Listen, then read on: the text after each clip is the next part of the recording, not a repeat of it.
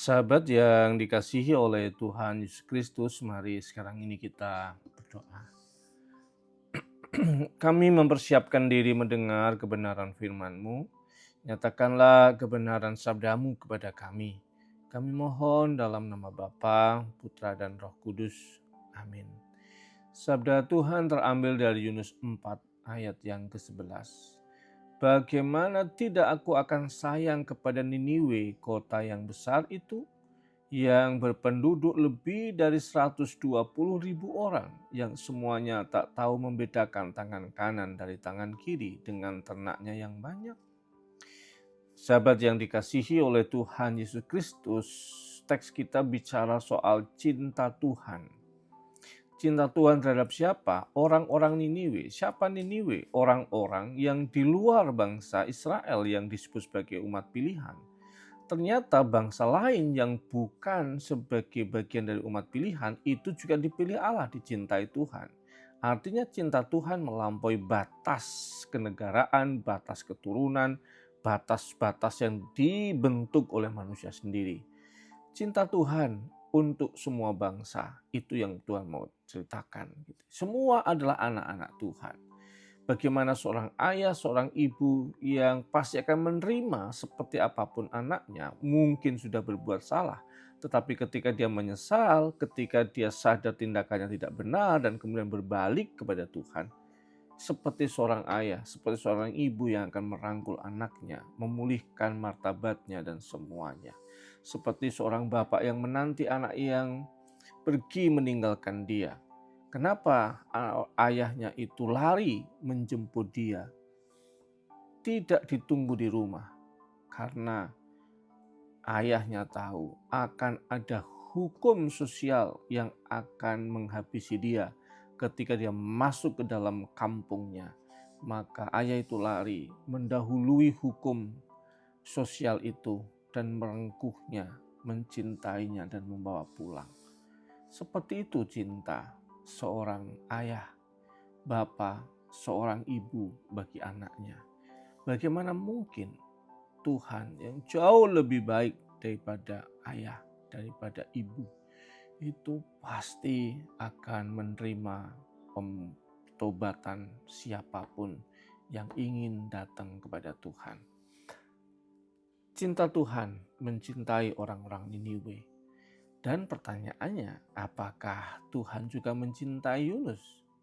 Ternyata iya kan? Yunus memberontak atas perintah.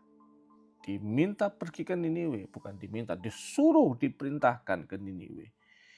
Pertanyaannya, dia menolak dan kemana? Ke Tarsus, ke tempat yang berlawanan dengan Niniwe. Maka saya selalu bersyukur dengan cerita Yunus ini. Cerita tentang cinta Tuhan untuk orang yang sudah salah jalannya. Saya selalu guyonannya gini, saya bersyukur Tuhan kirim ikan besar untuk nelan Yunus. Kalau sampai kemudian Tuhan sudah jengah dengan kesalahannya Yunus, sudah marah betul dengan kelakuannya Yunus, maka niscaya Tuhan tidak akan mengutus ikan besar. Tuhan mau utus ikan kecil-kecil, ikan teri yang akan menggerogoti dia habis-habisan sampai nggak ada yang berbentuk.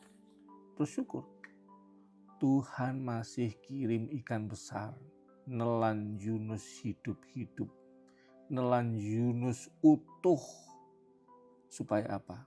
Supaya ada kesempatan kedua, supaya ada kemungkinan pertobatan, supaya ada kemungkinan kesempatan memperbaiki semuanya.